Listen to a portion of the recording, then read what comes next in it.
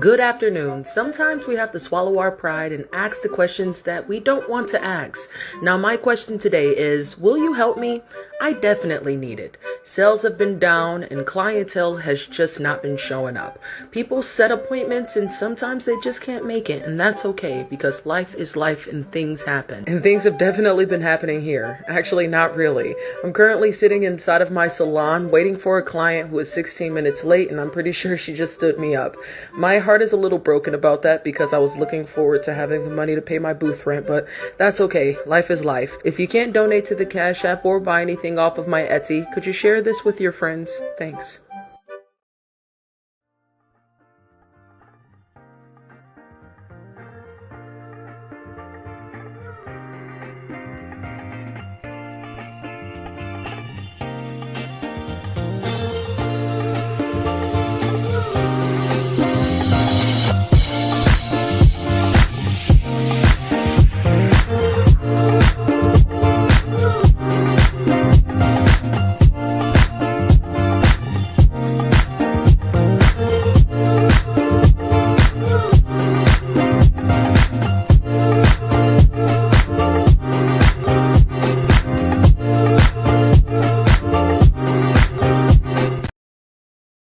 Did you know that during Queen Elizabeth II's coronation in 1953, British crowds were captivated by Queen solo.to III of Tonga, who was the only royal in the procession who refused to close the roof of her carriage when it started pouring with rain, in line with Tongan cultural practices of respect, which forbid you from mimicking the actions of the person you're trying to honour.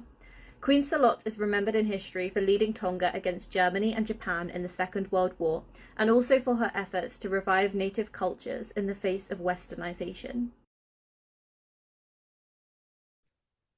Good evening, good evening, good evening. Thank you for joining me here. Conversations with Taz, the Monday Mix-Up. I promise you tonight we're going to have a full show. My apologies for last night. Thought I could get through it, but I just couldn't. This is going to be a little bit of a long one because the world is ghetto. Starting off,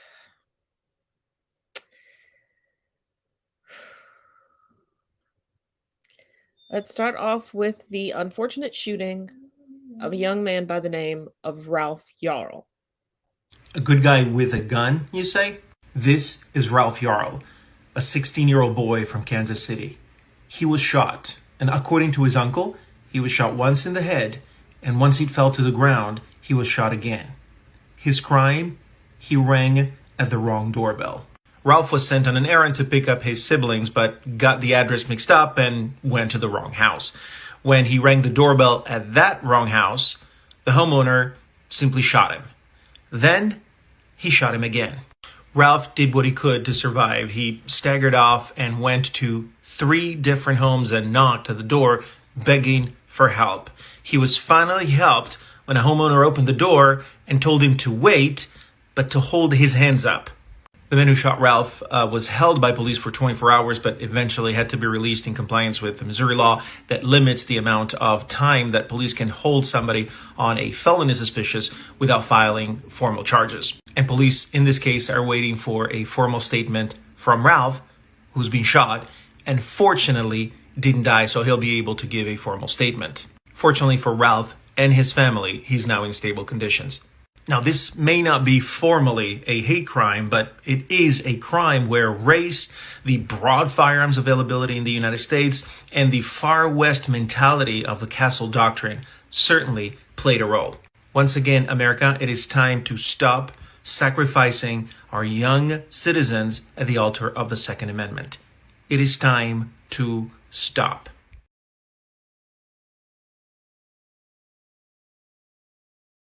Exactly what I thought that this old racist would look like. Now imagine you got your 16-year-old son and tell him to go pick up his little brothers from the babysitter. And then your son happens to knock on the wrong door and get shot twice by a racist 80-year-old white man. Like, who the fuck shoots through a door because of a black child knocking? You can't tell me he's not racist. He's 80, 84 actually. So back when he was younger, you know, this man was 15 in 1945. You know what he was doing in 1945?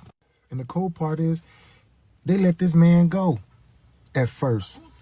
You ain't supposed to do that. You ain't supposed to just shoot through the doors because somebody knocked. Do you know who it is? Was it the wrong person? You just shot and then shot a child at that and then went and shot him again. You should die in prison, period. Now, I do have an article with additional information, but as you can tell, the handy-dandy clipboard is back out, and there's a lot of information. He was shot twice, once to the head and once to the arm. He was released from the hospital over the weekend. The shooting actually occurred on Thursday.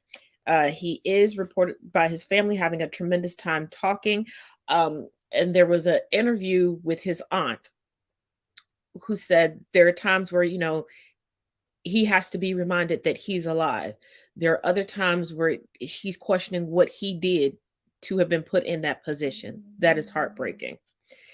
The police, until later this afternoon, said that they wanted to hear his side of the story. You'll understand this look in a minute. So 16-year-old Yarl was shot by an 85-year-old man. Per the family's attorney, Yarl gave a detailed statement over the weekend, most notably on Friday.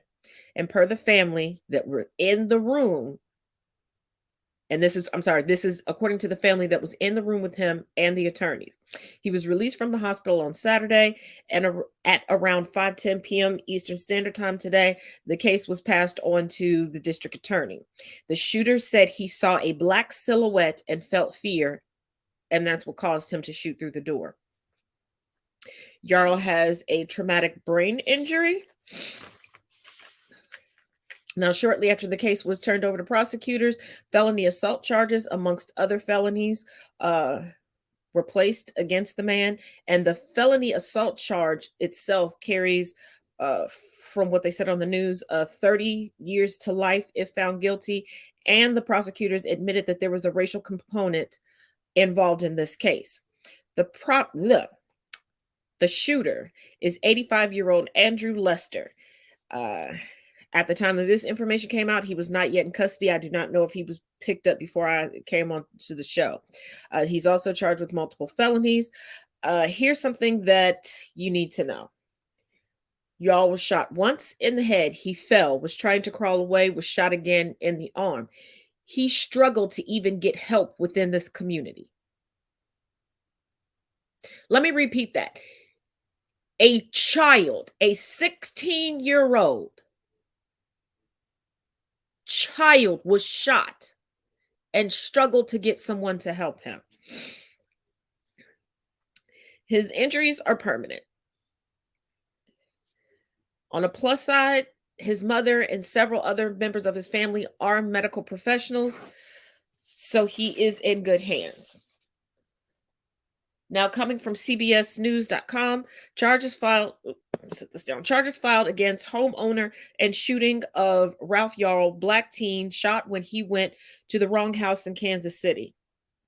I don't know why they're not just calling the shooter a thug. Homeowner. Prosecutors in Kansas City, Missouri have filed felony charges against the homeowner accused of shooting Ralph Yarl, a black teenager who was shot when he went to the wrong house to pick up his siblings last week. At a news conference Monday evening, Clay County prosecutor Zachary Thompson announced 2 felony charges against the suspect, Andrew D. Lester, whom he described as a white man who is 85 years old. The charges are 1 count of assault in the first degree with a potential punishment of up to life in prison and 1 count of armed criminal action. Where's the hate crime? My heart goes out to the child and family involved in this case, Thompson said. He said the victim was shot twice, struck in the head and arm. The probable cause statement indicates the rounds were fired through a glass door, Thompson said, adding that it also indicated the victim in the case did not cross the threshold. He also said, as the prosecutor of Clay County, I can tell you there was a racial component to the case, though he did not elaborate. Thompson said the suspect was not yet in custody, but a warrant had been issued for his arrest with a bond set at $200,000.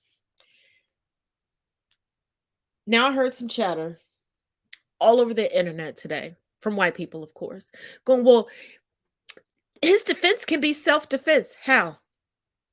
How are you defending yourself of someone ringing the doorbell? A simple, I'm sorry, you have the wrong address was fine.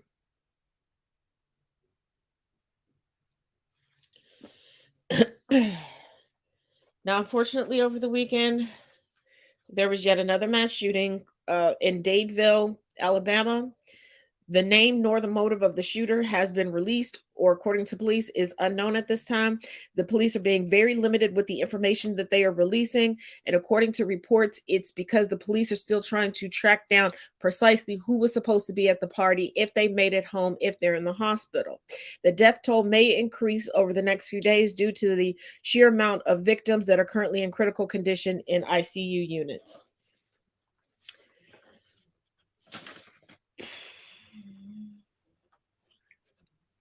There's also an update from a police-involved shooting from June of 2022 coming out of Akron, Ohio.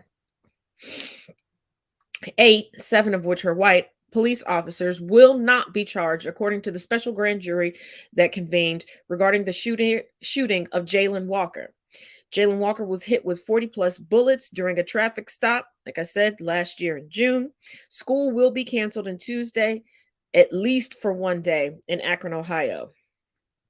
The special grand jury convened for a week. They interviewed 50-plus cops, including the 8 that, were involved with the case. They reviewed all of the body cam footage and other information that has not been released. A civil lawsuit is still possible, and the family is requesting through their attorney that there be a federal investigation. The full makeup of the jury, of the special grand jury, is not known, but there were only 3 black people on the jury.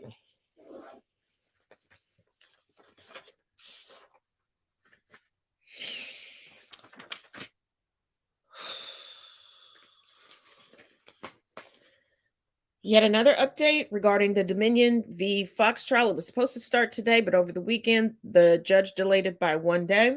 So it will begin tomorrow. It is scheduled for 6 weeks. It's speculated that Fox will be arguing the First Amendment, while Dominion will be arguing defamation.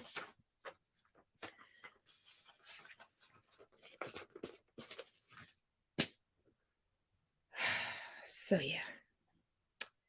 Now, let's venture on back down to Tennessee, because it's Tennessee. Well, if you look, Sam, there was no reimbursement for mileage, first of all, so that's inaccurate. Second of all, there is a per diem for everybody who, for lodging and food in excess. I have a home and my home is in Crossville. I live in Crossville. As you know, we're here 5 months out of the year, and then we go back on the weekends and then so forth. But I live in Crossville. My home's in Crossville. And those per diems reflect what has been reflected amongst everybody. And so, thank you. Now, as the Speaker of the House, Sexton, trying to cover his tracks when neighbors and everyone else has already busted him out for not living in the proper district for him to be representing. We went over that last week, but that's not where it gets juicy. So I see this tweet and I start to do a little bit of digging. It says, not y'all finding the Tennessee House Speaker's mistress and then tagging his wife in the post. What? Now here's where the tea begins, so let me tell you the story. So it begins and says, say it ain't so. The Tennessee Speaker has a mistress and her name is Megan Lyons. Now this y'all girl Megan, and this is all of her social media, but currently she has it all closed down because she is in hiding. The thread continues and says that she is the wife of the governor's communication director, and she's also a relative to Newt Gingrich's wife. Now she does have an LLC called Lane Government Relations because she's a current lobbyist. Now this is the speaker, and that's his second wife. And let me show you a little story on how he met this one. Now, shout out to Brian because he's the one who broke the story on all of this that I believe, or at least he has a really good thread putting it together. Now that raggedy governor and that second wife, look at the story on how he met that one. According to the thread, it says that here, the governor who was tagged impersonated a doctor to avoid getting caught on his second wife, who he cheated on with his first wife. Now, somebody had DM'd him anonymously and says, good job outing Cameron Sexton. I was in Knoxville back in the spring of 2021 visiting my friend who they redacted. And they said that, and we took her and also the name redacted to Ruth Chris. Cameron, the Speaker of the House, was there with some woman who wasn't his wife. And when he left, I asked our server, was that him? And she said, yeah, but he told us to tell people if they recognized him that he was a local doctor. Chow, he living foul. Now back to Megan. So people did some more digging and they were able to find out who her husband was. Now this is her current husband, Justin Lane. And I'm not trying to get into the messy semantics behind politics, but like her husband looks a lot better than that raggedy speaker. But the heart wants what the heart wants. So if there's more interesting details about the story, I will break it to you guys here first.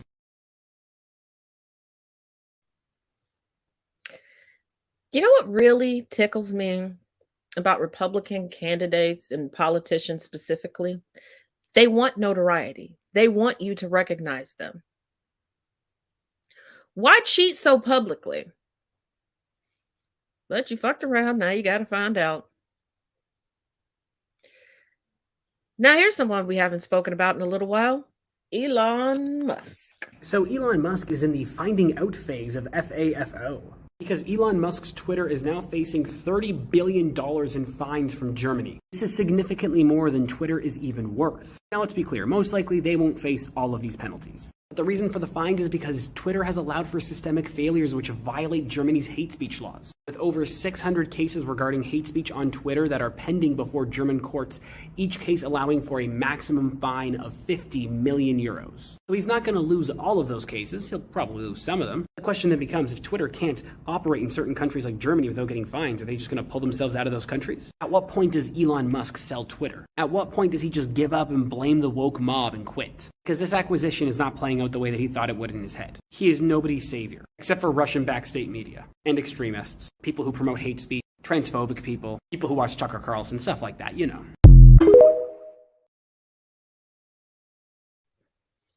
Elon's going to go down with the ship. He's the captain and this is his Titanic. He's going to go down with the ship. And he's going to want praise for going down with the ship that he crashed. But we got another update on someone we haven't spoken about in a while. It's been a while since we talked about that New York scam and Bishop. But child, did you know he stole the church? Well, they got the church back and he's not so happy about it.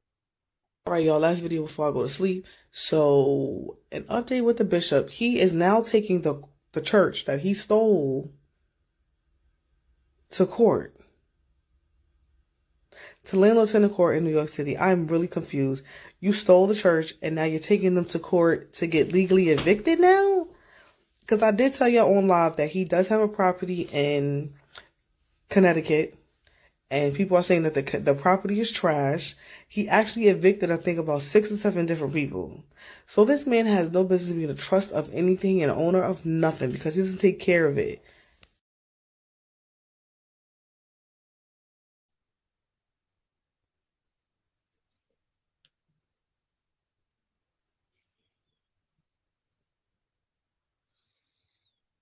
But these churches worried about folks talking about the truth about church members. Oh, okay. I see why y'all don't want nobody to say nothing. Oh, okay. Well, first it was the Daughters of the Confederacy. Now it's Moms of Liberty. And these heifers are batshit crazy. Take a look. School district. And I did not do 10 years in the South Bronx and East Harlem, so I could send my child to a ghetto Pocono school. Sorry. Didn't. Nope, not why I moved here. Not why I moved here and commuted for 5 years to New York City so my kid could go to school in the South Bronx of Mount Pocono. What's happening? I started teaching in 2005. I left education in 2012 after being sent to the rubber room for racist allegations. Before we get to the next part, just so you understand, you have to do or say some really egregious stuff to go to the rubber room. It's like paid administrative leave that cops get. So yeah, she's a racist if you couldn't get it by everything else she said. But let's continue. Karen's favorite hate group is back at it again. Moms for Liberty put out a statement that their movement for parental empowerment is being smeared by accusations of bigotry and hatred, all in an effort to get the DOJ to label them as threats and domestic terrorists. They're not accusations, Karen. We have the receipts. In Pennsylvania, Moms for Liberty leader Nicole Pressman was so well known for harassment that she had to impersonate a dead woman to keep leaving hateful comments. Nicole is currently facing harassment charges, definitely the kind of stable individual that I want making decisions about children's education. Now you may say, come on, that's a one-off, that's not the organization as a whole. Except the organization as a whole is on the alt-right social media app Telegram supporting actual Nazis. I'm sorry, do Nazis not represent hate and bigotry? Because if you're really concerned about those labels, maybe you shouldn't be supporting world history's biggest hate group. Hate to break it to Moms for Liberty, but if the parents you want to empower are Nazis, yes, you are bigots.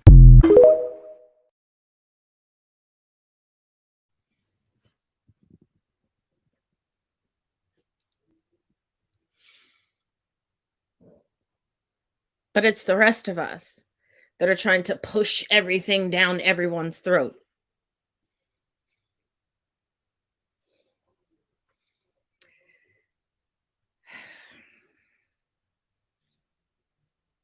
Well, we got some more Bud Light news. And to the top execs at Bud Light,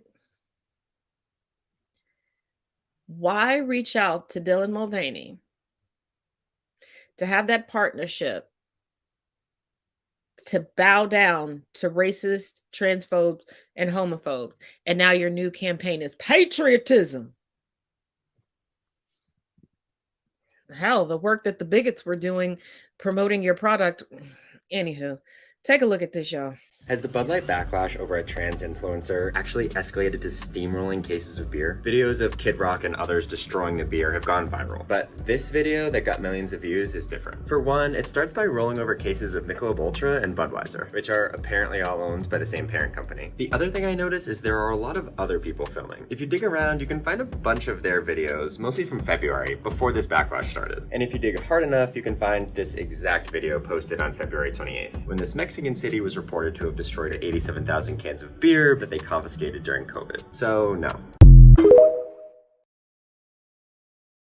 Right-wing Bud Light boycott crumbles as GOP face loss of major donor. Bud Light's partnership with transgender social media influencer Dylan Mulvaney caused many conservative voices to boycott the beer company, but there is reportedly now a GOP-led push to back off, or risk losing major funding.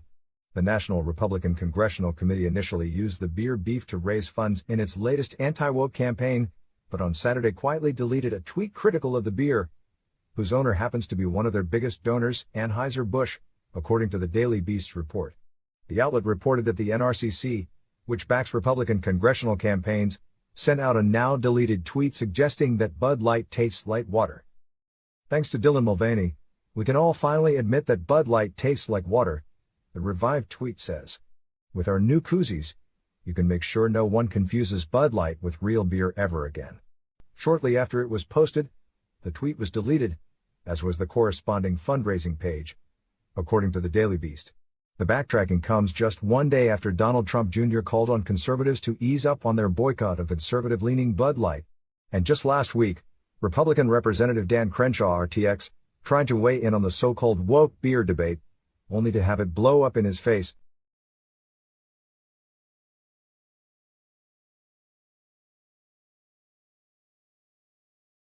You guys, the girls are fighting. Oh, it is glorious. So apparently, Don Jr., Slopey Spice himself, came out in support of Bud Light because Bud Light supports a lot of Republicans. And then MAGA was like, shut up, don't talk. You're ruining the moment. And then Caitlyn Jenner, well, she came out in support of Don Jr. And now Matt Walsh is fighting with Caitlyn Jenner, who defended Donald Trump, who was being attacked by MAGA. Ah! The girls are fighting. Caitlyn Jenner's like, you misappropriated my work. I was saying the woke executives. Now Matt Walsh is calling Caitlyn Jenner squishy establishment. Oh, this is getting good. And then Josh Hawley trying to be all mask for mask. Free yourself from the woke mind disease and make Bud Light great again. Girl, please. Please, girl. Cute outfit.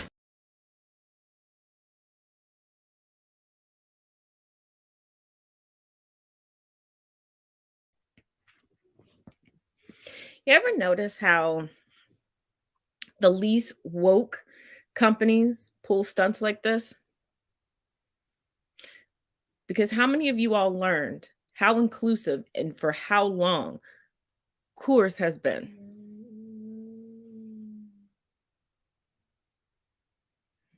Exactly.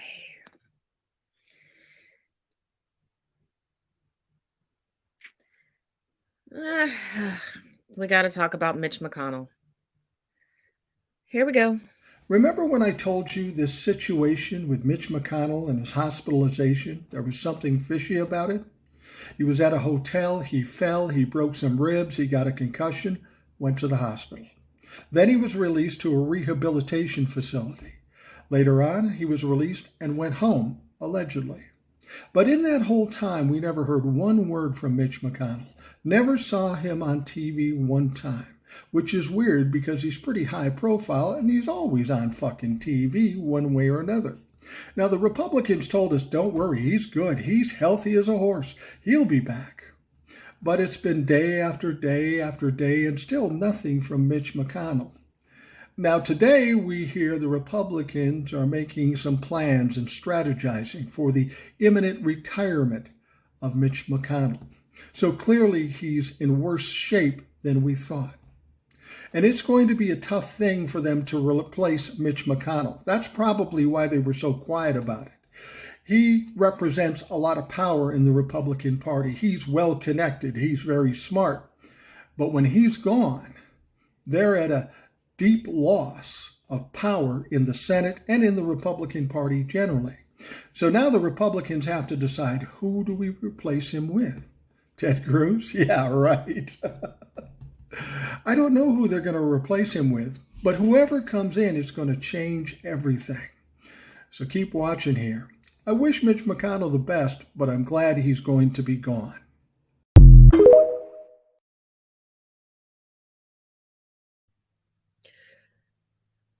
Last year when Mitch McConnell appeared and it looked like he had some discolorization and some bruising, old age was setting in and bad karma. None of us are eternal. And just like with Feinstein, it's time to hang it up. I don't wish any pain and suffering on him, but I do wish he would get the hell out of office. His shenanigans and his version of politics is not what we need. Expressly not what we need. Especially since this is who we have tossing their hat into the 2024 presidential run. Take a look. Tim's guy's running for vice president, and he's signaling to the white conservative Republican base that he's one of you, that he is willing to go to Fort Sumter, the place where the Confederates launched the war against the Union, the slave defending campaign against the Union. He goes to that site to a black man in 2023 to go to that site to launch his campaign. I can imagine his grandparents are rolling over, or great grandparents are rolling over in their graves to hear one of their descendants speaking this way. And you know, the tragedy of this, as we all know, is that the Republican Party is defending to this day the Confederate flag and the Confederate heritage. Just a few days ago, Mississippi's Republican governor signed a declaration declaring Confederate Heritage Month in the state of Mississippi. And that is the party that Tim Scott represents.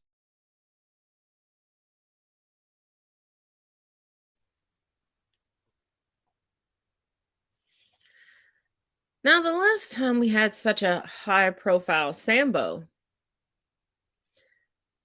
just like at previous times in history, there was a Black woman who warned us about him. Didn't listen. Well, y'all didn't listen. See, when they start this, I was raised in the worst of the worst conditions and I was able to pull myself up, as if there wasn't somebody reaching down to pull them up. If there wasn't somebody allowing them to stand on their shoulders in order to get up there. And they know they had to work quadruply hard because they had racism and classism working against them. Thank God they weren't women. But see, that other Sambo,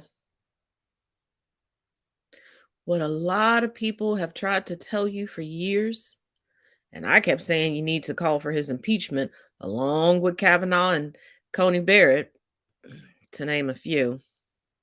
Nobody wanted to listen. So, let's play like the end of The Wizard of Oz and pull back the curtain. For 2 decades, a sitting Supreme Court justice has reported on required financial disclosure forms that his family received rental income totaling hundreds of thousands of dollars in a company that doesn't fucking exist. This isn't funny anymore. This isn't, ooh, yada yada. No, he's breaking the fucking law and he needs to be arrested. This is out of fucking control. This is what you call compromise. This is what you call things that can be blackmailed by. Supreme Court Justice Clarence Thomas has reported $50,000 to $100,000 in annual income every year from a real estate firm that doesn't exist. I mean, it did up until 2006. What I can't figure out is why on earth a sitting Supreme Court justice would not declare income like this. I'm sure it has nothing to do with his billionaire mega donor Republican friends. Gosh, not the same friend that subsidized extravagant vacations for Clarence Thomas and purchased Clarence Thomas real estate that happened to be his childhood home where his mother still lived. And then Clarence Thomas didn't report any of that to the government? Jeez, I don't understand why a sitting Supreme Court justice would not declare all of this to the government. Can't imagine why he wouldn't be transparent about something like that. It's a real mystery. Maybe some of you have some ideas and can drop them in the comments? I don't know. For 2 decades, a sitting Supreme Court justice has reported on cost $20 million. Now,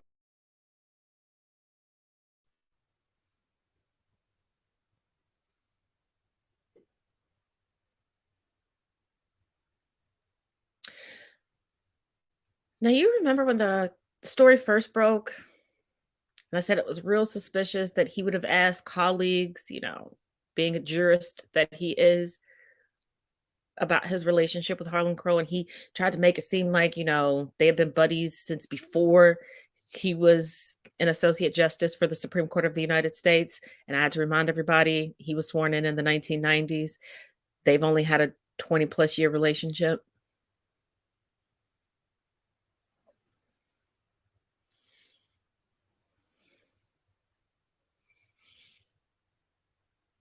But the corruption doesn't just stop in SCOTUS. Let's take a look at the judge behind the whole holdup on the abortion pill. Hold up. Are you telling me that a Federalist Society judge lied to get on the federal bench in Texas? And we're surprised after Amy Bloated Barrett and Brett Montbeer Kavanaugh near Goishnitz? Okay, so here's the tea. That Christian extremist Federalist judge that was appointed by Trump, who got rid of methylprestone and also PrEP from people in Texas and also destroyed the Affordable Care Act and the preventative measures it offers, well, he lied. See, when you're a federal judge, you have to submit all of your law briefings All of them. He lied. He falsified his application sans George Santos, or Qatar Vavesh. He lied. In 2017, he submitted a law review article criticizing protections for trans people and the abortion pill. After the Federalist Society gave his name to Trump for him to appoint in Texas, something that has never been done before happened. He wrote a letter to the publisher demanding that they remove his name and give 2 of his colleagues' names. Even though he was the sole author of the piece, he lied and said 2 other people he worked with wrote it. Yeah, coming from the WashingtonPost.com, the controversial article Matthew Kacsmaryk did not disclose to the Senate. As a lawyer for a conservative legal team, Matthew Kacsmaryk in early 2017 submitted an article to a Texas law review criticizing Obama-era protections for transgender people and those seeking abortions. The Obama administration, the draft article argued, had discounted religious physicians who cannot use their scalpels to make female what God created male, and cannot use their pens to prescribe or dispense abortifacient drugs designed to kill unborn children. These are adults with degrees. Do they not understand the Hippocratic oath that, never mind. But a few months after the piece arrived, an editor at the Law Journal who had been working with Kacsmaryk received an unusual email citing reasons I may discuss at a later date. Kacsmaryk, who had originally been listed as the article's sole author, said he would be removing his name and replacing it with those of 2 colleagues at his legal group, First Liberty Institute, according to emails and early drafts obtained by the Washington Post. What Kacsmaryk did not say in the email was that he had already been interviewed for a judgeship by the state's 2 senators and was awaiting an interview at the White House. As part of that process, he was required to list all of his published work on a questionnaire submitted to the Senate Judiciary Committee, including books, articles, reports, letters to the editor, editorial pieces, or other published material you have written or edited. The article, titled "The Jurisprudence of the Body," was published in September 2017 by the Texas Review of Law and Politics, a right-leaning journal that Kacsmaryk had led as a law student at the University of Texas. But Kacsmaryk's role in the article was not disclosed, nor did he list the article on the paperwork he submitted to the Senate in advance of confirmation hearings, in which Kacsmaryk's past statements on LGBTQ issues became a point of contention. Now, 6 years later, as Kacsmaryk sits as a judge in Amarillo, Texas, his strong ideological views have grabbed the country's attention after his ruling last week that sought to block government approval of a key drug used in more than half of all abortions in the country, an opinion that invoked anti-abortion movement rhetoric, which some medical experts have said relied on debunked claims that exaggerate potential harms of the drug. Kacsmaryk did not respond to a request for comment. A spokesperson for First Liberty, Hiram Sasser, said that Kacsmaryk's name had been a placeholder on the article and that Kacsmaryk had not provided a substantial contribution. His ruling this month shows that he gave a substantial contribution to that article. Aaron Wright, who was the journal's editor-in-chief at the time and is now a deputy to Texas Attorney General Ken Paxton, Republican, said Kacsmaryk had been our chief point of contact during much of the editing and was the placeholder until final authors were named by First Liberty. Sounds like a whole lot of people have something to lose with this truth coming out. And as I always say, stand firm in what you believe in. Because if you're going to stand firm in the position that you lied to get, why lie to get it in the first place? If what you're saying is so correct, say it with your whole chest in front of everyone. Because they don't believe it. I'm older than HIPAA. If we didn't have HIPAA, I don't think that there would be an anti-abortion talk. If you know, you know.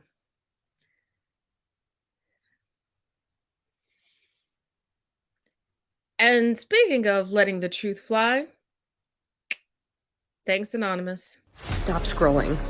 Now, I told you they were no longer holding back, and they want to make sure that we have a huge piece of information. And that's Jeffrey Epstein's Little Black Book. Now, yes, it was made public by a court order, but it was very hard to find and heavily suppressed. Anonymous is making sure that we have both the redacted and unredacted versions. Now it's 96 pages, but I'm going to show you the best ones, in my opinion.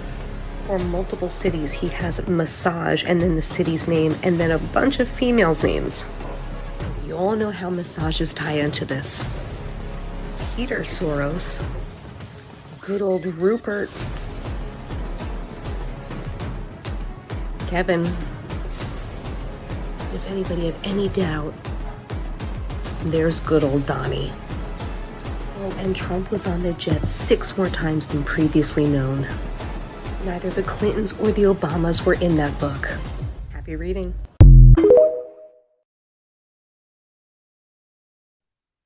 Now, Elon Musk got in his feelings and suspended the account. But we know. Anonymous has their ways of getting the information to us, so they'll make sure we have it forever and evermore. But everybody's so worried about TikTok, right? Huh. Like Montana? Good morning, Montana. I'm probably going to get banned from your state for pointing this out, but here we go. The TikTok ban has not been signed into law by your governor. Even if it were signed into law and it were to pass all of the legal challenges it's about to face, it wouldn't go into effect until January 2024. So just keep making the content you love and enjoying the app. To give us all just a little bit more mental space, TechNet has testified that app stores don't actually have the ability to geofence apps on a state-by-state basis. But it would be impossible for people to block the app from being downloaded in Montana. TikTok put out a statement showing there is no feasible plan for a TikTok ban on a state-by-state basis, and that they will be there to fight for TikTok in the courts. Now, what the government is counting on you doing is being so afraid that you're going to lose your community and lose your business that you start to migrate your own platform to other social media sites. Don't let them win. You don't have to move your entire following to like Instagram or something. Besides, we know the culture and the experience there wouldn't be the same. You're going to be okay. They have no plan.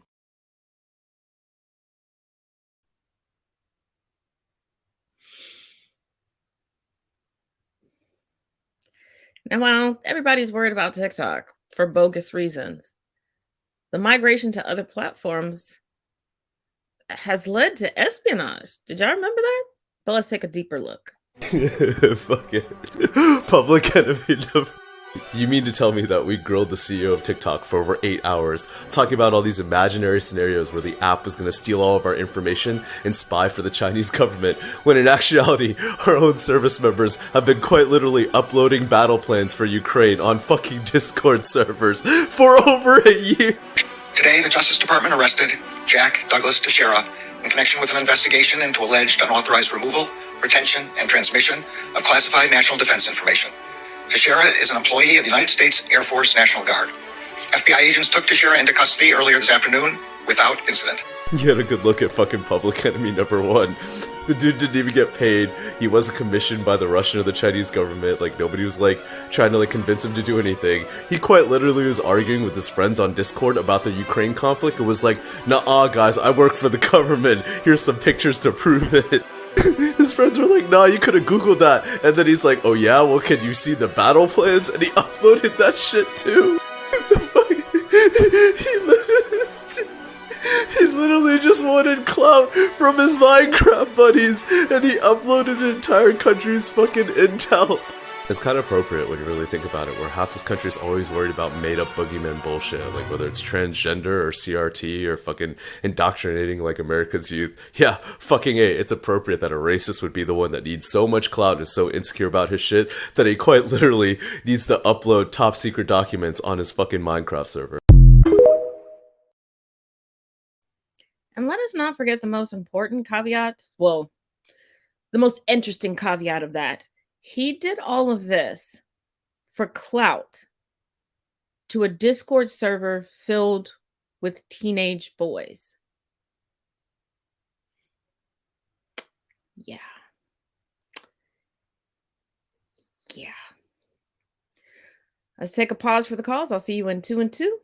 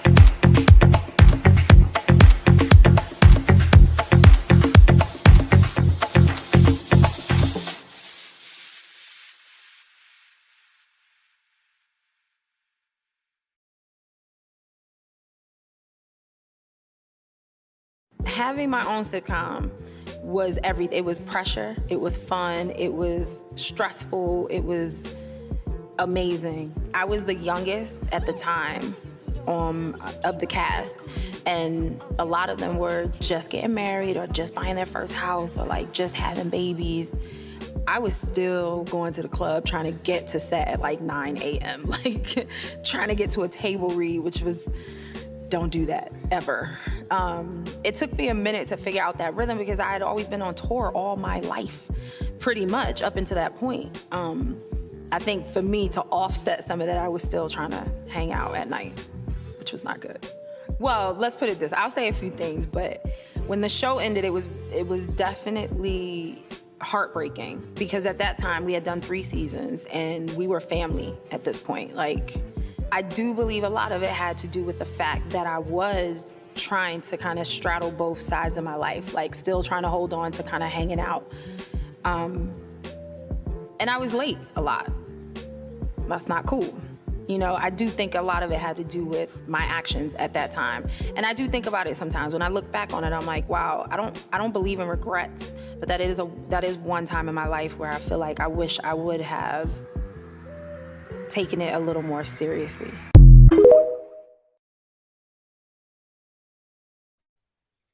All right. Don't forget to check out EVE, How You Doing in syndication, because we always love Eve. Now, you know, the NRA convention was recently. We dabbled in it a little bit. We're going to dabble into it a little bit more. There's a video of Ron DeSantis getting interrupted at the NRA convention by protesters. If you looked at governor races, president races, 2010, 12, 14, 16, 18, yeah, thank you.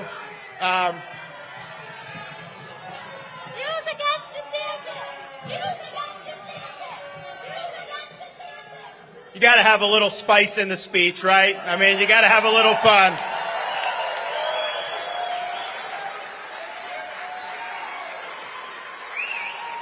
Why you'd want to pay the ticket to get in just to do that, I don't know, but different strokes for different folks.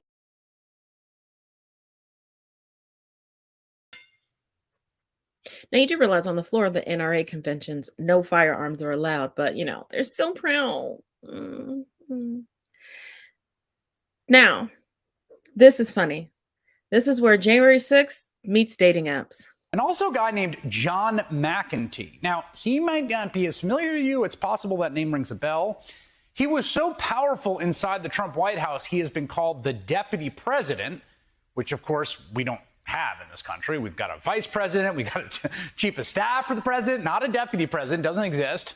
But now we are learning a set of shocking new details about what this sort of Trump alter ego John McEntee did and how he effectively ran the United States government.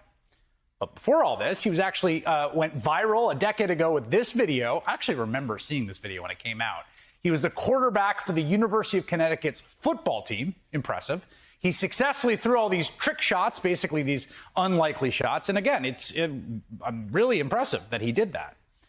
But it is what McEntee did after college that has brought him the most notoriety. After a brief stint as a staffer at Fox News, he joined the Trump 2016 campaign, first as a volunteer, then as the candidate's body man, which is the person who goes everywhere with the president, carries his luggage, gets him his snacks, arranges his hotel. You can see him here working in what some might call an unideal office space in Trump Tower. That's real dedication right there. McEntee followed Trump to the White House until 2018, when he was fired by then White House Chief of Staff John Kelly. McEntee failed to pass a background check, reportedly due to online gambling and issues with his taxes. So the then 27-year-old was escorted out of the White House grounds by security. But that was short-lived. After John Kelly left the White House back in January 2019, Trump rehired McEntee to his re-election campaign because McEntee was nothing if not loyal to the president. And Donald Trump values loyalty above all else, even if he does not actually reciprocate it ever.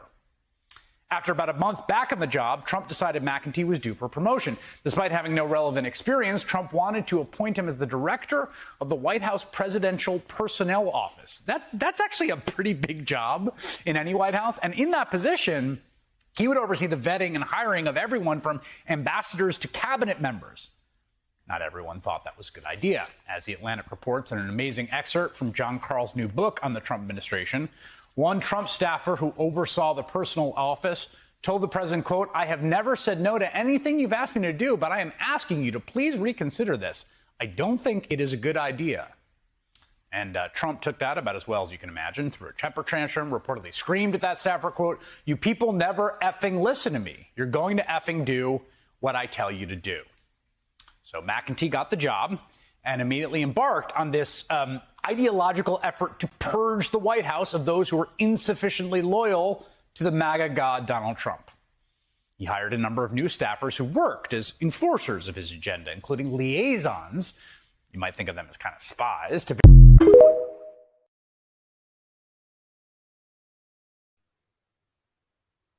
And yet, with a whole dating app now, he still can't find a date. Maybe he'll find one in prison. Maybe. I'm always hopeful. Now, of course, we have to talk about my favorite douche canoodle down in Florida.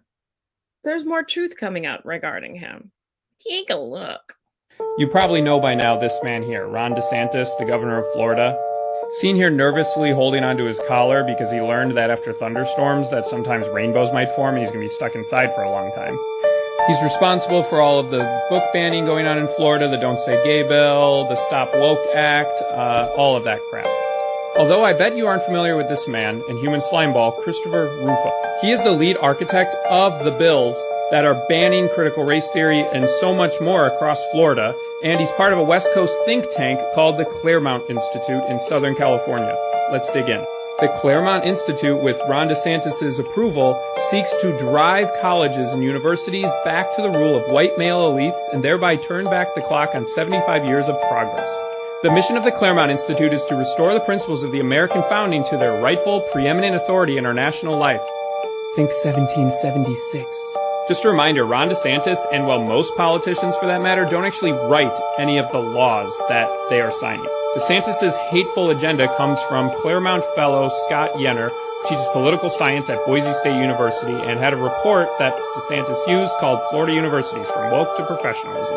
Among Yenner's recommendations include defund and dismantle all diversity, equity, and inclusion offices in Florida's colleges and universities, make collecting data on the basis of race and sex illegal, and scuttle any DEI-infused disciplines. Education and law are particular targets. In favor of science, whatever that means. Now it gets really good.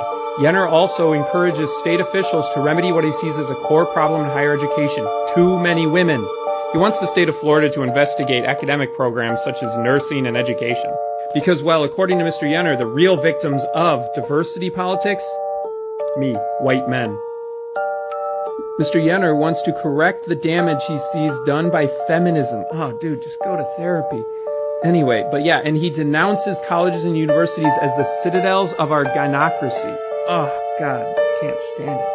He derides career-oriented women as medicated, meddlesome, and quarrelsome, and says traditionally male-dominated fields such as engineering, law, and medicine should stop trying to recruit women. He believes that the culture should return to urging women to pursue feminine goals, chief among them staying home and having children in the interest of restoring strong families and through them a strong nation. Remember, this guy has the ear and the pen of the governor of Florida who is going to be running for president. Even Ron DeSantis' new speechwriter has Claremont ties, Nate Hulkman. They're everywhere. They are running his campaign and everything he says. Also, for whatever reason, Ron DeSantis' wife, who has a BA in economics, cheers on her own demise because they don't want her to even have a job. They don't want her mom, who's a speech-language pathologist, to have a job. Ladies, please continue to be quarrelsome and meddlesome. They're not going to...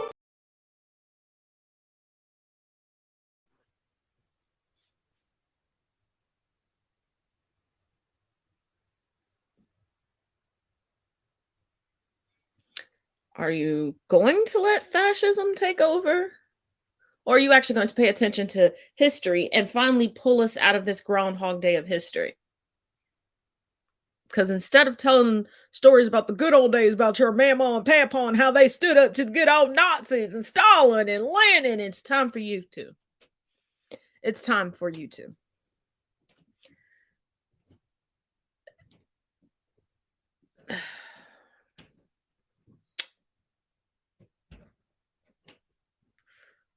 But we got to talk about Tucker fraud.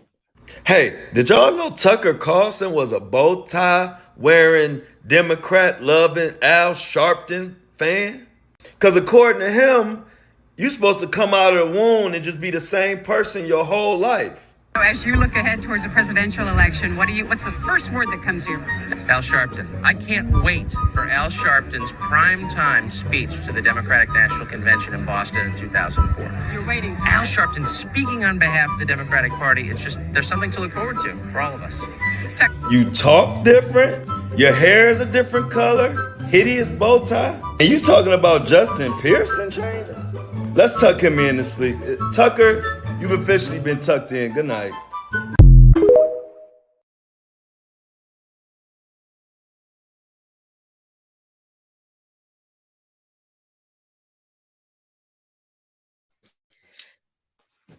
Now, for those of you all that are unfamiliar as to why I chose that particular clip to show, is because Tucker Carlson decided to question the growth and evolution of Representative Justin Pearson out of Tennessee.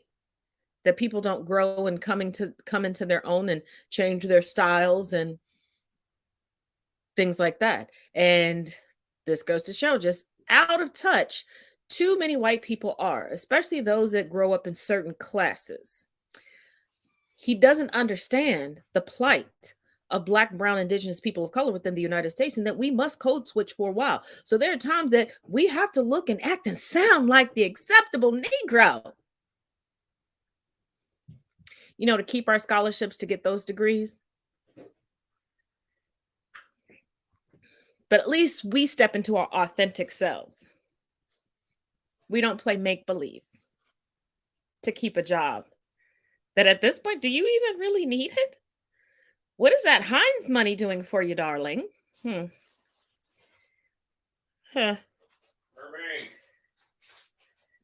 Now, here's a video. It's a bit long, but we're not arguing with you and just videotaping you anymore when you choose to be disrespectful to us.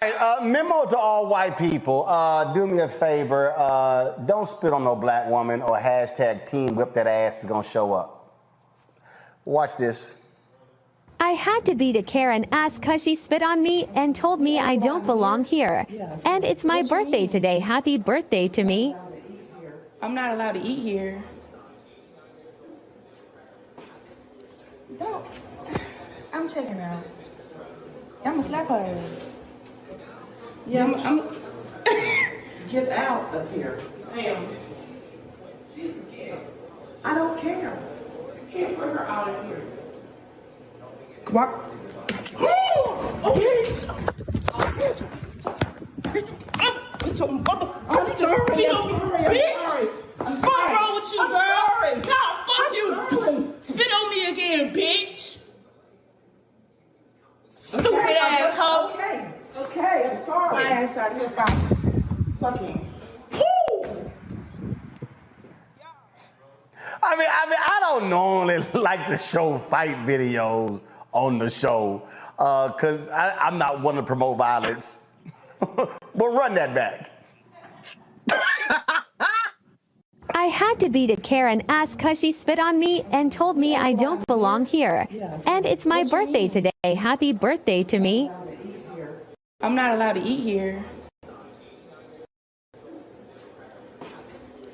Don't. I'm checking out. I'm gonna slap her ass. Yeah, I'm get out of here. Ma'am. I don't care. You can't put her out of here.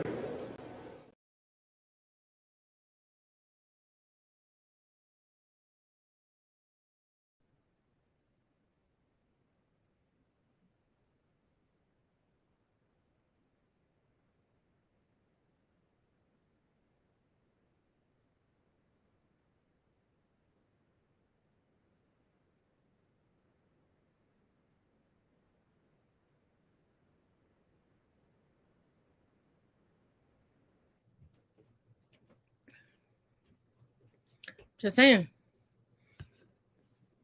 You gonna fuck around and find out you ain't got no hands.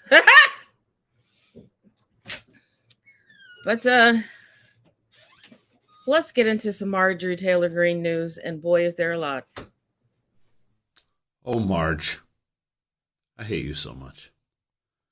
Marjorie Taylor Greene, my congresswoman here in Georgia's 14th, has now been identified by the FEC to have spent $65,000 in campaign funds on a security fence. The article here points out the median income in her district is $55,000 a year. She took campaign funds, built a big old fence around her house for what somebody makes in an entire year. Classy.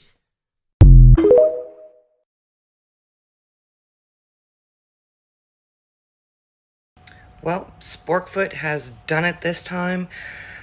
Oh boy. So she tweets out, Jake, I'm just going to say T, is a white male Christian and anti-war that makes him an enemy to the Biden regime. Whatever. And he told the truth about troops and being on the ground in Ukraine and a lot more. And she goes on. But this tweet from Representative Swalwell, oh my good gravy. He says McCarthy's top lieutenant is siding with one of the biggest traitors America has seen. I'm sorry, Marge. Being white, male, and Christian is not a license to betray your country and put the lives of thousands at risk. But this wouldn't be the first time she's sided with traitors. But I'm going to end on this meme right here. Okay, bomber.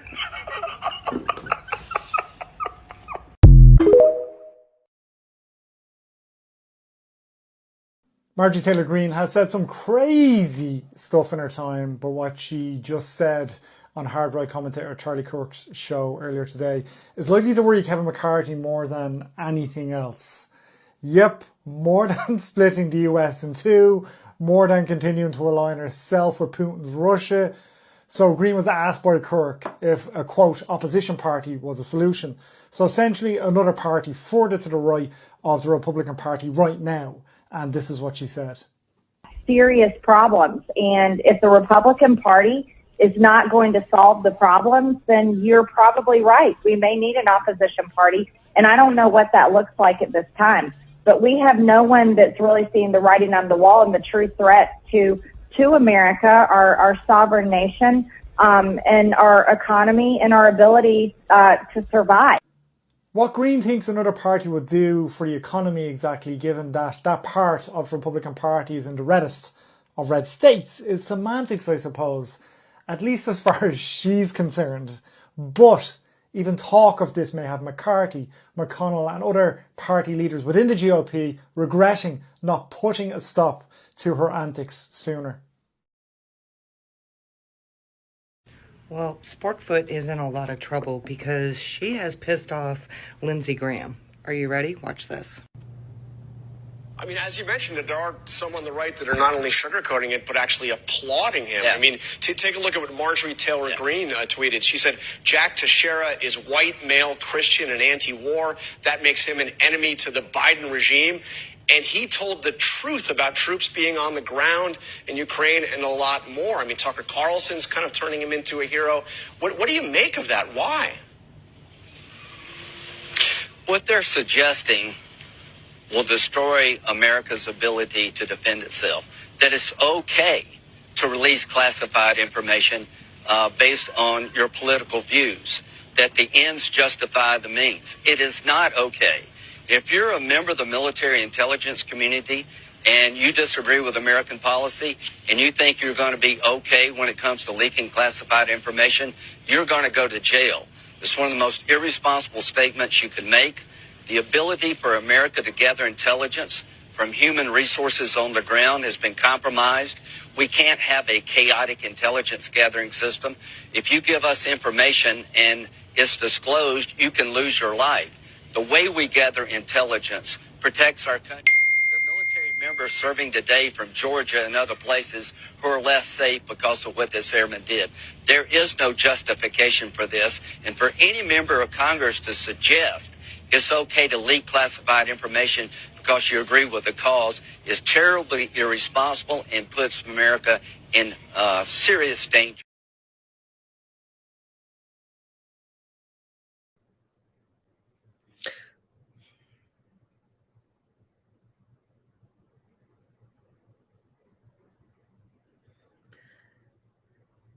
You know, I think Marjorie got a little too emboldened from her congressional bathroom brawl with Lauren Boebert. I think she really thinks that she can just whoop everybody. And since, you know, she's licking the unregularly changed diaper taint of Trump, she really thinks that she's protected. Oh. Ooh, I know some social media creators that are just like that. But as always, make sure you check out the links in the description of this video. As I've said before, and I stated today in a blog fresh off the presses, white people will always try to give excuses to white people. They are so individualistic until one of them commits a crime, especially if the person who commits the crime is a family member.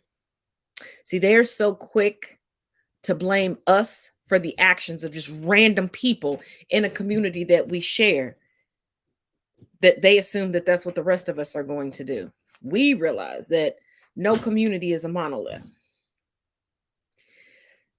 But take a look at the latest update from the Louisville bank shooter. Father Todd told WLKY they're searching for answers to explain what led their son to do something like this. And he told us tests are in progress to determine if his son had CTE, which is a deterioration of the brain caused by repeated head trauma. Connor played basketball for Floyd Central High School, seen here in video we shot in 2015. He was known for wearing a helmet on the court because he had suffered multiple concussions. It's not clear when the result of those tests for CTE will be completed.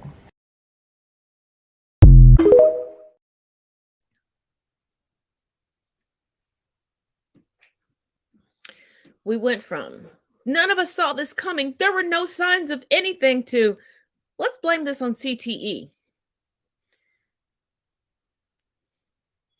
Because being calm, cool, collected, and premeditating a crime to the point where even telling one of his coworkers as they were arriving at work to leave, and as they left, shooting them in the back.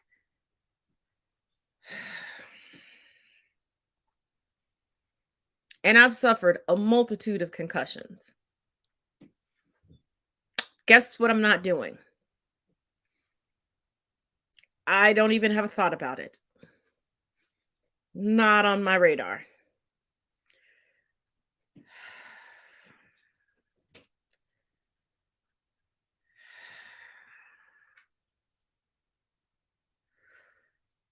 But if you have allergies, pay attention to this next story.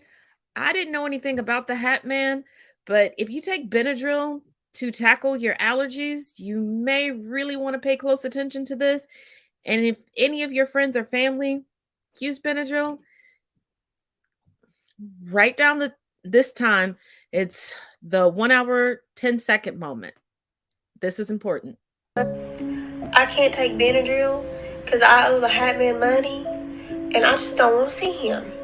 So lately, since I've been talking about Benadryl and the dangers of this medication, I've been seeing comments lately about this Hat Man character, and I had no idea what it was about, so I did a little bit of a deep dive into it, and it's a little disturbing. Since the late 2000s, people have been reporting on the internet seeing this figure called Hat Man, and this blog has been running since the late 2000s, sharing stories about people's encounters with this individual. The idea that somebody may owe the Hat Man money is nothing new. This is a tweet from October 2022 talking about that. Other people talk about visiting the Hat Man as well. There are even whole subreddits talking about the Hat Man. One of my biggest concerns as a physician is stuff like this that's floating around, where people may say they're going to have an appointment with the Hat Man in relation to taking this medication. High doses of this medication can be life-threatening, so please don't play around with this.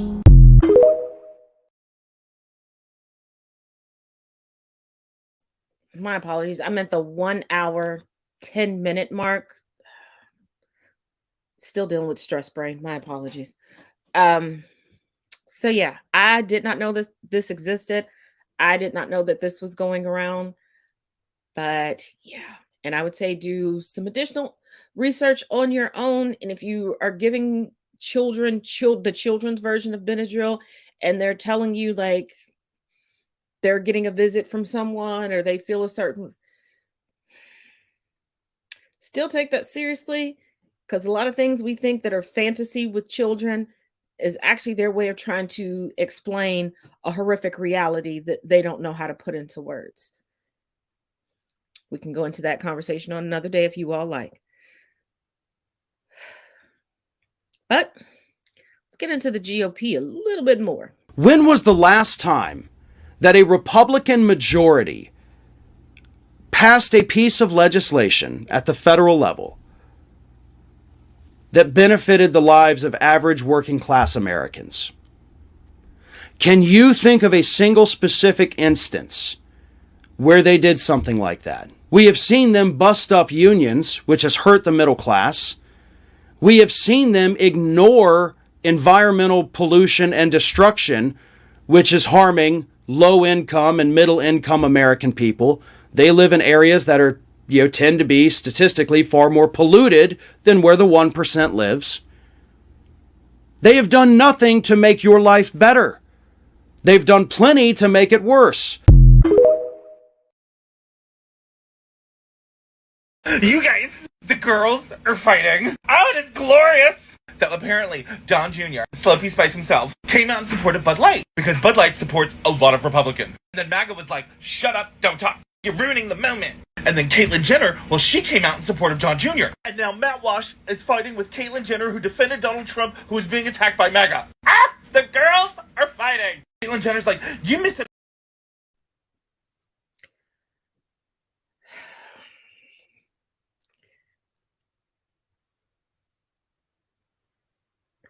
You want to know,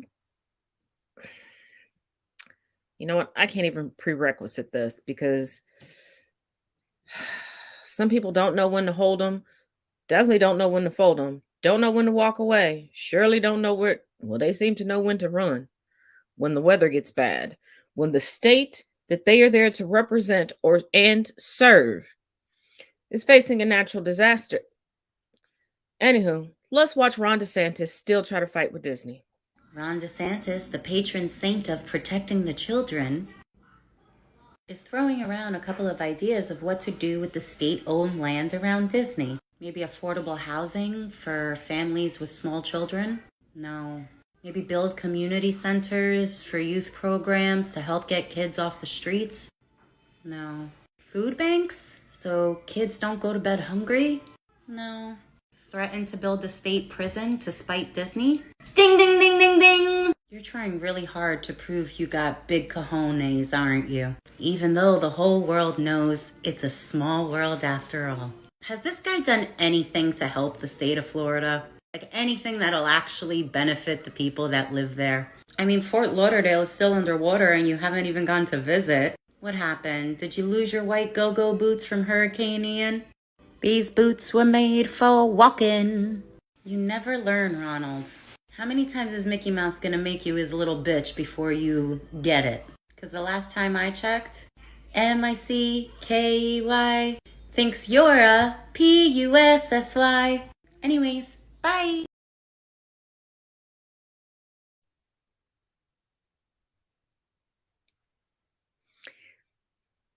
And given the amount of jobs and tax dollars that Disney puts into Florida,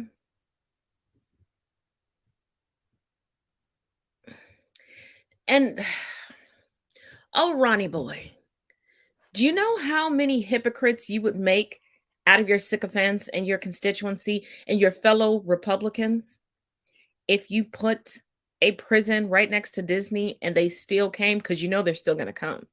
They got to get their Mickey fix. Because they were screaming to Disney, go woke, go broke, but they're still lining Disney's pockets. They were upset when their racist ride was getting a rebranding to be more inclusive.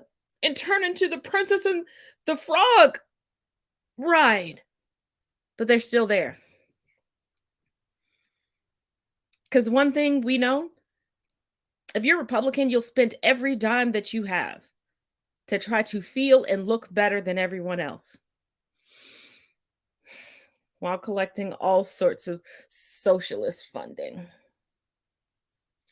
Now, if you remember, Jim Jordan said that he was going to Manhattan today to check Bragg and have all these meetings all across the United States regarding crime, because they're ignoring crime in New York to persecute Trump. Well, Jimmy Boy was met with protest. The whole thing was deemed a sham, not just by protesters, but anywho. And the protesters were calling for the indictment and imprisonment of Jim Jordan, because, you know, what he did at Ohio State University, and the fact that he's still skating, showing up, and doing his, you know, civic duty and adhering to a subpoena. But if you think that people didn't think it was a sham, don't take my word for it. Look at it yourself.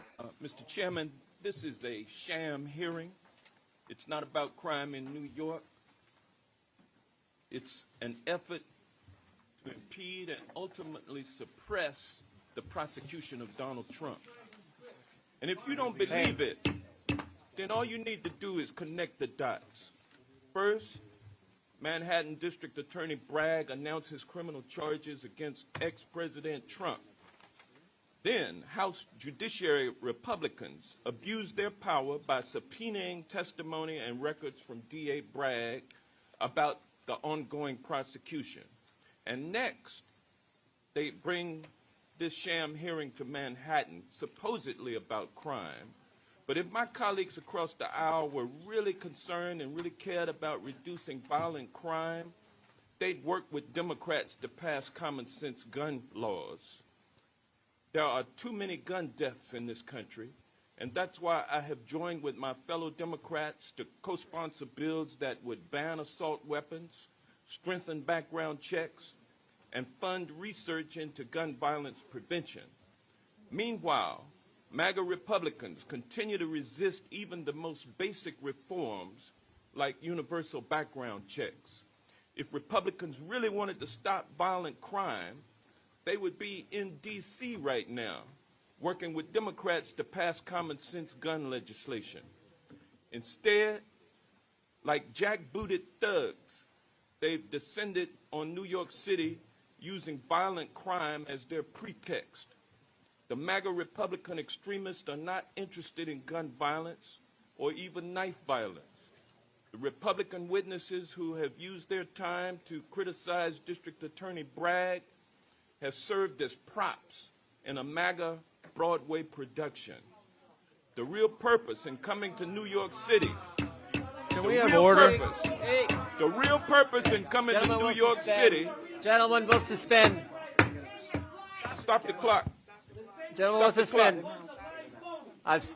For the audience, I've said several times now that the committee has to be in order. If anyone continues, then we're going to have to escort some people out. Please don't talk Please don't talk down to us witnesses, please. Yep. The gentleman from Georgia controls the time. Mr. Johnson, you can proceed. The real purpose in coming to New York City is to harass, intimidate, and threaten Manhattan District Attorney Alvin Bragg. We are here because Manhattan District Attorney Bragg announced the indictment of former President Trump, and MAGA United States House Republicans have responded by using their power to try to help ex-President Trump beat the 34 counts of fraud that he has been charged with. MAGA Republican extremists have defended the January 6th insurrectionists, and they are out here today serving as Trump's bulldogs, trying to scare a duly elected district attorney from following the facts where they lead and enforcing the law. It is just one more sign that MAGA Republicans are a clear and present danger to our democracy and are actively working to undermine the rule of law, not just federally, but also on the state and local levels. And with that, Mr. Chairman, I yield the balance of my time to...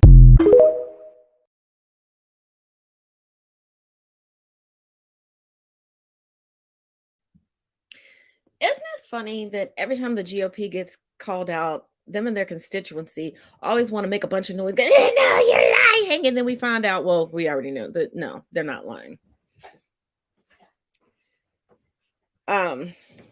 Just to backtrack just a little bit onto the Disney story.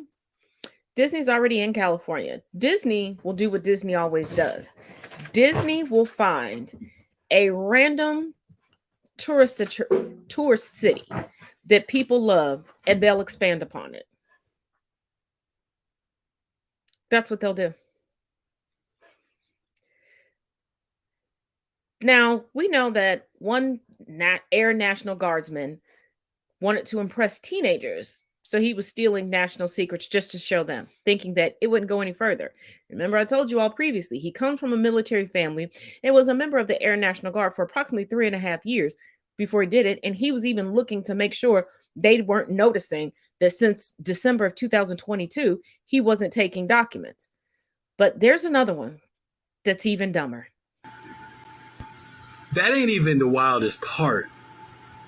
The website was literally rentahitman.com. And if you're not familiar with rentahitman.com, it's a parody site. It's not a real site. And the sad part is they get between 175 and 185 actual requests for hitmen each month. And guess why he applied? He has a baby on the way.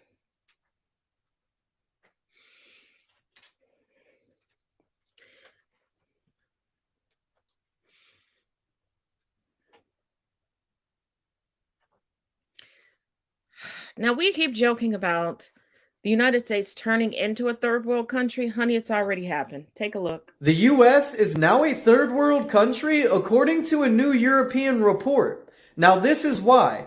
They looked at quality of life, how many people are living in poverty, how many people have access to health care, the homeless rate, the unemployment rate, violent crime rates, overall crime rates, and also how many people have drug problems and drug overdoses. Now, the last one was pretty scary. Fentanyl is actually the #1 killer of people aged 18 to 45. And actually, drug overdoses as a whole is the leading cause of death now in America. You have a higher chance of dying from a drug overdose than anything else. Now, we're talking from, dying in a car accident, dying from a heart attack, diseases, anything like that. Drug overdoses are #1. Now, that's scary. And not only that, the violent crime rate is through the roof here, which is not good either. And there's so many people living in poverty and paycheck to paycheck and people that can't afford health care. And it's just not good. This new report is making the U.S. look horrible. And that's why they just classified it as a third world country. Now, what do you all think about this? Do you think they're just full of it and that's just complete BS and the U.S. is not a third world country and far from it? Or do you think they're actually right and that things are going to continue to go downhill and the U.S. has now just become a third world country? Let me know in the comments.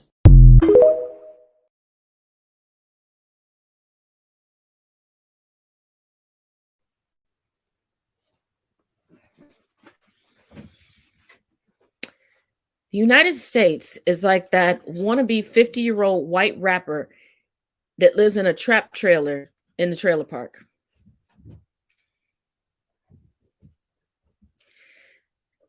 Now, I want you to take a look at this video. I know it deals with AI, but this is commentary on the average worker, specifically in the United States, that really needs to be explored. Cost $20 million to create this AI. 15 minutes later and 9 boxes later, this is what happens.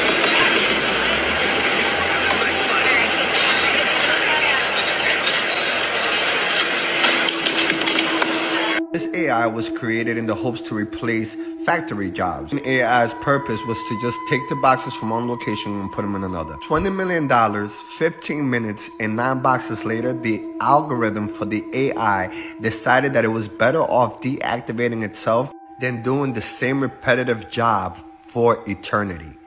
It decided that deactivating itself, going to the other side, whatever that is, was better than doing this over and over again, than slaving for humanity. Now keep in mind, this was created to replace workers. The same workers that far too many of y'all say don't deserve perks and they should just pay their bills and they shouldn't have Starbucks and they shouldn't have a pastry and they shouldn't have steak and lobster and they shouldn't have none of the comforts in life. A machine realized that not having self-care, not having any comfort, and just being programmed for basically slavery isn't worth it.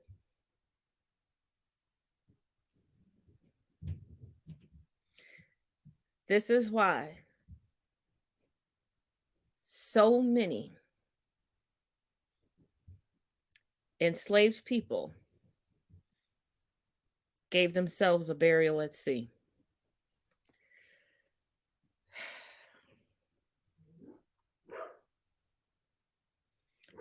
As always, thank you for joining me here and thank you for sticking in with these longer episodes. And as always, make sure you check out the links in the description of this video. Make sure you check out the links in my link tree for additional resources, different additional information, and additional social justice causes. As always, each one teach one, each one reach one. Here's the last video, which is a little coronation news. Did you know that during Queen Elizabeth II's coronation in 1953, British crowds were captivated? Servants do for him. 1. The King's Piper must wake him every morning. Hello Magazine reports that the ruler of the United Kingdom has an unconventional alarm clock that outdoes digital clocks. Instead of a typical alarm, the Piper of the Sovereign, a special position within the royal household, plays bagpipe music to wake up the monarch. The Piper must play beneath the ruler's window for precisely 15 minutes every day and never gets a day off. This unique position has existed since 1843, when Queen Victoria created the role after hearing the sound of bagpipes in the Highlands. 2. The king's food must be prepared in a specific way. When it comes to eating habits, people have their own unique preferences for food. According to My London, King Charles III has some peculiar dining habits, including requesting that his biscuits be pre-warmed to a specific degree, or else he will not eat them. Additionally, his staff keeps a warming pan on hand to ensure that the biscuits are hot enough for his liking. These demands may cause inconvenience for his staff and suggest that the king's diet is quite particular. 3. The king has specific requirements for state banquets. Hello Magazine reported that staff must also accommodate some of the ruler's unusual food preferences at state banquets. According to Graham Tinsley MBE and former manager of the Welsh culinary team, he has experienced some of the king's unusual requests while catering for royal events throughout Wales. King Charles doesn't like chocolate, he doesn't like coffee, nor does he like garlic. So we do have to consider these things when we're creating a menu for him, the insider revealed. His tea also has specific instructions, as the royal will only drink tea made with loose leaves in a teapot. If he's drinking green tea, the water has to be heated to 70 degrees Celsius or 100 degrees Celsius if it's Earl Grey. 4. The king's morning routine requires serious patience. King Charles III has specific preferences for his morning routine, according to a former royal butler. Good to Know reported that the United Kingdom's ruler likes his days to start in a precise way, and his staff assist him with his day-to-day needs. Princess Diana's former royal butler, Paul Burrell, revealed some of the king's bizarre royal preferences in the documentary Serving the Royals, Inside the Firm. Burrell alleged that King Charles's pajamas and shoelaces are pressed every morning, and his bath plug has to be in a certain position, and the water temperature has to be just tepid. 5. King Charles expected his staff to make space on his desk. As noted by Newsweek, a video of the former Prince of Wales's behavior towards his staff went viral not long after the United Kingdom's ruler officially became the king. In a Twitter clip, King Charles III expresses his frustration at a staff member, gesturing for them to clear his desk and remove a tray of pens while he signed official documents during the ruler's accession council. The video was recorded as a part of the official coverage of the historical events marking the British government's formal recognition of a new monarch. 6. Longtime staffers can be unexpectedly terminated. With King Charles III's clear preference for having tasks done in a specific way, one would think that there'd be plenty of odd jobs for the royal ruler's numerous staff members. However, according to The Guardian, after the passing of Queen Elizabeth II, around 100 of King Charles's employees were notified that they would likely be laid off. The royal workers were given the news while they were in the middle of planning the king's elevation to the throne. The outlet stated that some staffers had been working for the royal family for decades. One source said, "Everyone is absolutely livid, including private secretaries and the senior team." 7. Buckingham Palace workers have to follow certain rules. At Buckingham Palace, the primary residence of the ruler of the United Kingdom, there are various staff members, including private secretaries, government liaison officers, and media officers. However, Hello magazine notes that there is one specific rule that staff members living and working in the palace must adhere to, as announced during Queen Elizabeth II's reign. King Charles III has not made any changes to this rule, so it is assumed that it is still in place. The rule prohibits pet dogs from being kept on the premises, citing hygiene and security reasons, according to the Lord Chamberlain, who implemented the rule in 2018. Although the late Queen was known for her love of dogs, the